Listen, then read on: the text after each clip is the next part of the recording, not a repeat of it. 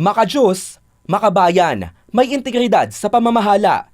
Yan ang pamantayan ng Executive Selection Committee ng Jesus is Lord Church Worldwide para sa mga tumatakbong senador sa 2025 midterm election.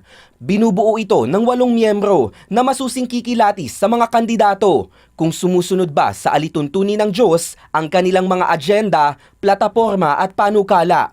Hakbang ito ng JIL para labanan ang mga panukala na anti-God at anti-family. Pangungunahan ng komite ni Pastor Doming Rivera, habang magsisilbing kinatawan ang iba pang batikang pastor ng JIL sa Luzon, Visayas, Mindanao at Metro Manila. Samantala, suportado ni Philippines for Jesus Movement National President Bishop Leo Alconga ang komite. Maaga pa natin ilalatag ang prinsipyo na kung saan maturuan natin ang ating mga kapatiran.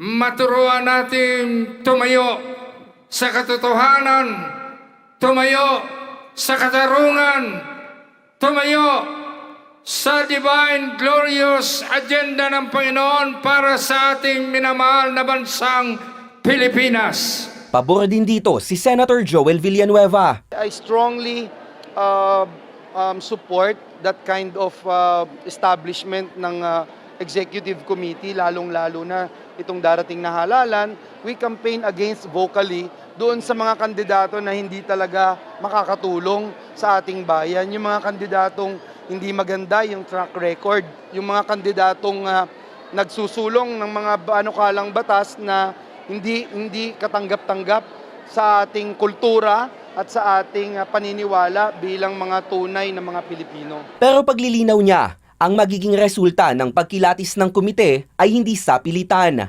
Rekomendasyon ito hindi lang sa JIL people, kundi pati na rin sa Body of Christ, maging sa mga non-Christian. Ito'y magiging malaki o major guide na panuntunan na nasusundin ng ating mga kasamahan dito sa JIL Church.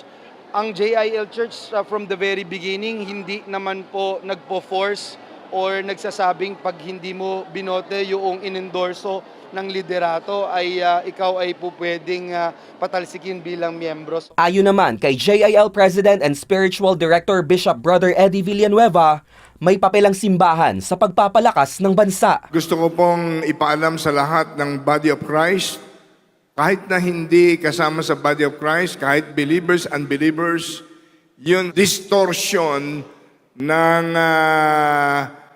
slogan na separation of church and state, hindi pwedeng pakialaman ng Estado ang kalayaan ng mga Kristiyano pagdating sa freedom of worship and freedom of religion. Ang lumalabas ngayon, ang separation of church and state, kung ikaw ay Kristiyano, disqualified ka na tumakbo sa government election.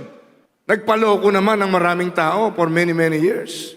Kaya panahon na para ang mga nagmamahal sa Diyos, nagmamahal sa bayan, manindigan in crafting the destiny of every nation.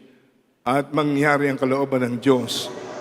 Para sa JIL people, numero 1 dapat nabatayan kung ang isang kandidato ay talagang naglilingkod sa bayan, hindi para sa sarili niyang interes, kundi para sa Diyos. Jomar Villanueva, Newslight.